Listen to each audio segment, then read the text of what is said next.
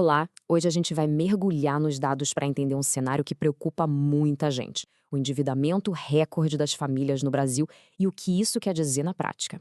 E vamos começar com um número que acendeu o alerta de todo mundo: 80,2%. Esse é o percentual de lares com algum tipo de dívida em fevereiro de 2026, segundo a Confederação Nacional do Comércio, a CNC. E não é um número qualquer. Esse percentual representa um novo pico, o maior desde que essa medição começou, lá em 2010. Isso mostra um ponto de pressão bem forte na economia. Ok, então vamos entender melhor a dimensão desse problema e como a gente chegou até aqui. Olhando para essa linha do tempo, fica claro que a subida foi bem rápida. Em um ano, o endividamento deu um salto considerável. E segundo as projeções da própria CNC, parece que esse número pode subir ainda um pouquinho mais. Tá, mas o que existe por trás desses números? Quem são as pessoas afetadas e o que exatamente está causando todo esse endividamento? Vamos ver isso agora. Dentro daquele número geral, um dado chama ainda mais atenção. Quase 30% das famílias estão com contas em atraso. Isso significa que, para muita gente, a dívida já virou um problema difícil de administrar, a famosa inadimplência. E aqui a gente encontra o grande vilão dessa história. Para impressionantes 85% das famílias endividadas, a principal fonte da dívida é uma só: o cartão de crédito. Realmente é um número que salta aos olhos. E o problema, como diz a citação, não é simplesmente ter a dívida. É o ciclo vicioso que ela cria. Atrasa, vem os juros, a dívida aumenta e o atraso acontece de novo. Vira uma bola de neve. Isso levanta uma pergunta bem séria. Com que rapidez uma dívida com juros altos pode sair totalmente de controle? Principalmente quando falamos do crédito rotativo do cartão. Para você ter uma ideia do perigo, olha só este exemplo. Uma dívida inicial de R$ 5.000 com juros de 15% ao mês pode passar de R$ 20.000 em apenas um ano. É um crescimento exponencial.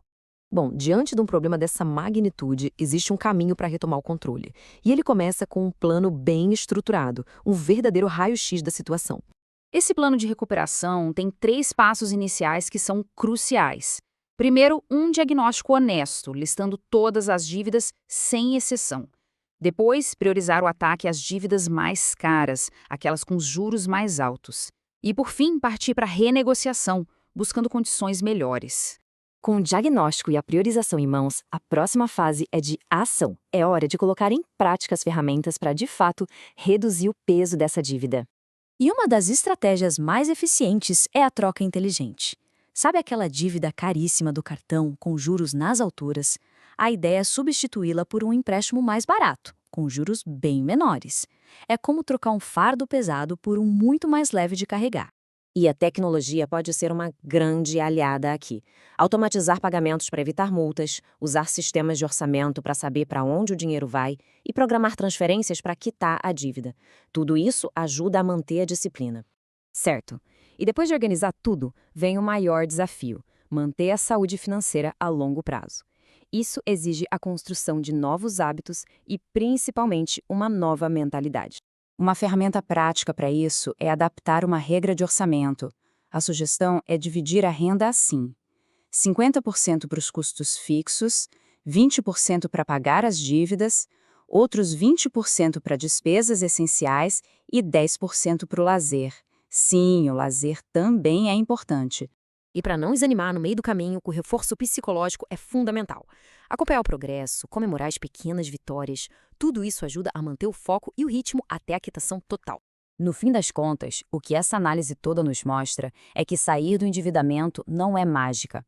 É um caminho que exige um plano rigoroso, escolhas estratégicas e, acima de tudo, muita disciplina. E isso nos deixa com uma pergunta final para refletir. No fundo, a disciplina financeira é uma questão mais de matemática, de fazer contas, ou é uma questão de mentalidade? Fica aí a provocação.